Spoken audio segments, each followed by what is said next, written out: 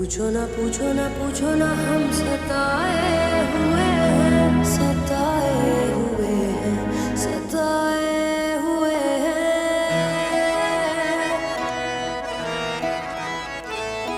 ये इश्क तुम न करना, ये रोग ही लगाए, दफन खुद करे है फिर सोग भी मनाए।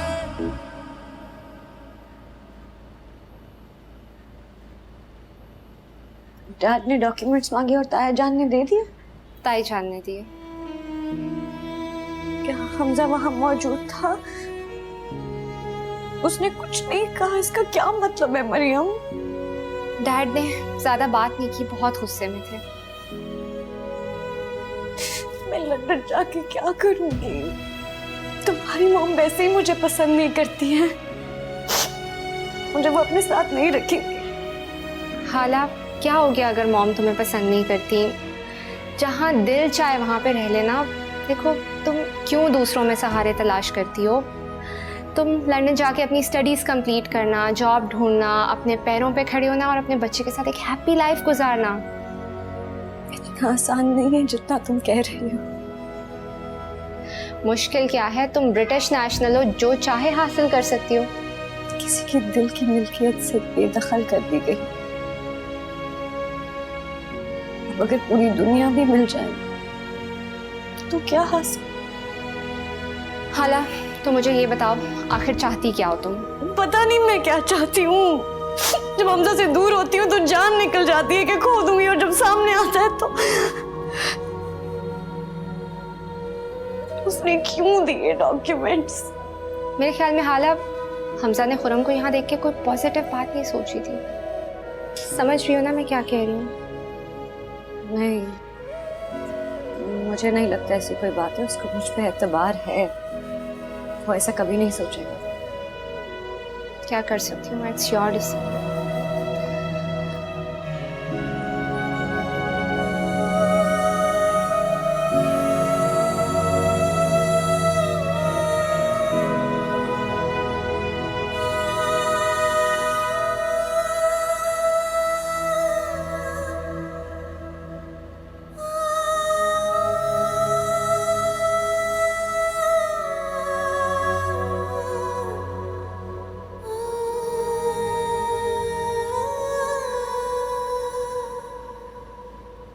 क्या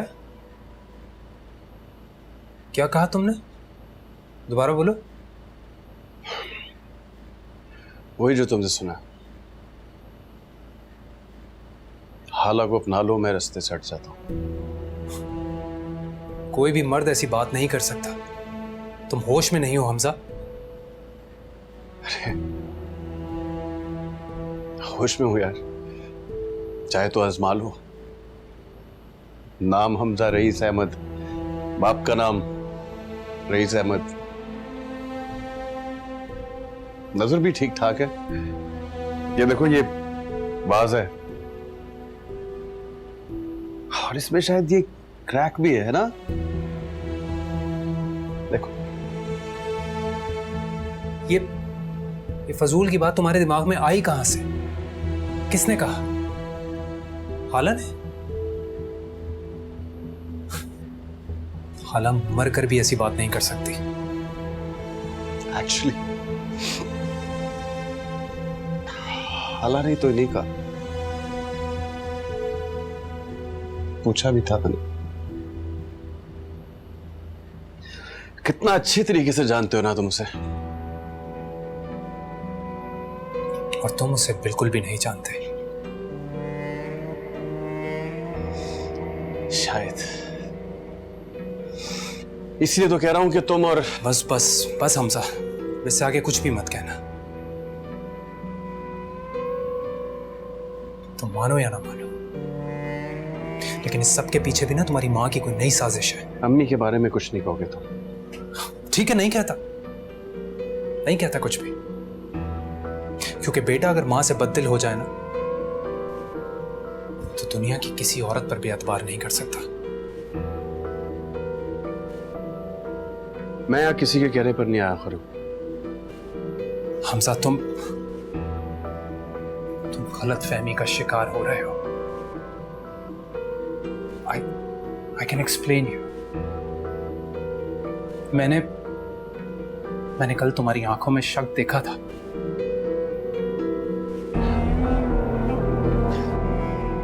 शक ही तो खत्म हो गया कल।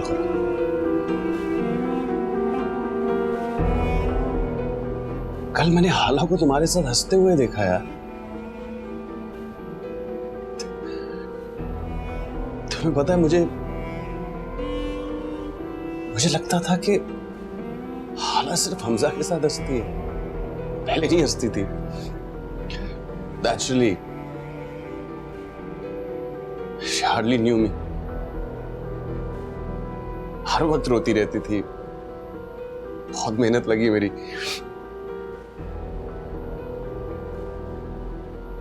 And I used to wonder क्यों? क्योंकि हमारा रिश्ता एक हादसाती तौर पर हुआ था। लेकिन शायद तुम तो उसकी चॉइस थे यार।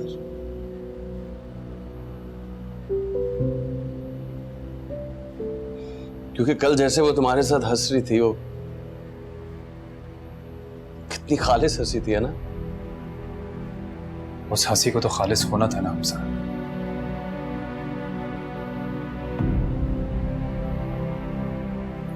जब इंसान का दिल सुकून पा जाए ना,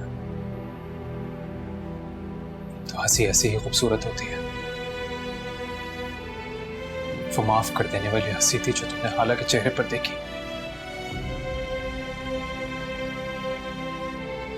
माफ कर देने वाली मतलब?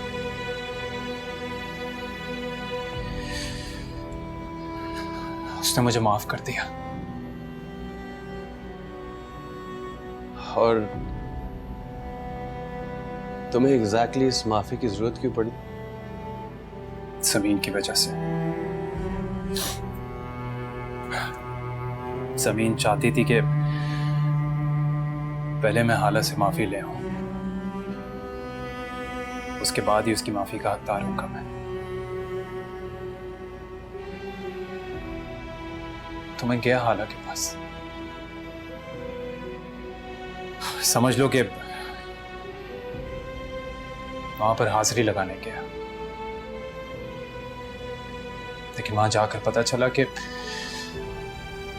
हाला की माफी की मुझे शदीद जरूरत थी। उसने मुझे ज़मीन के लिए माफ कर दिया।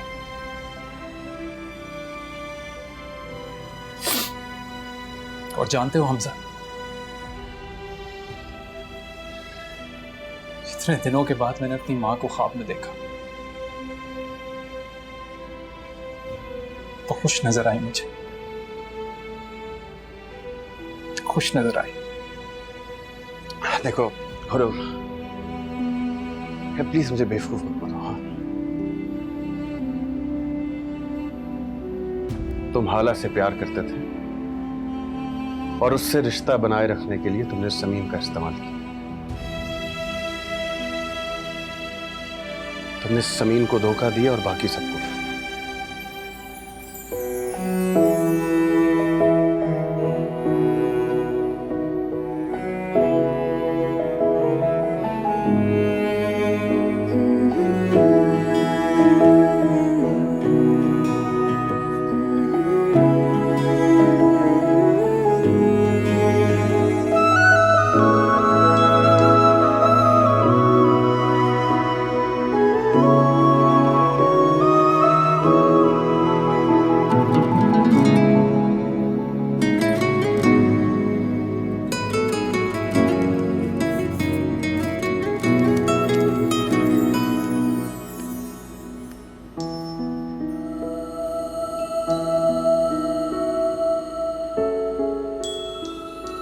तुम, मैं और हमारा बच्चा लंदन जाएंगे।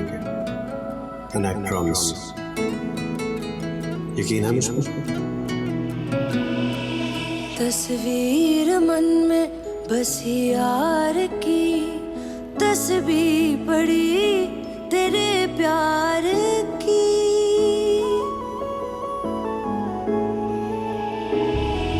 दिल ये मेरा तेरे दिल से जा मिला है, रब से जिसको मांगा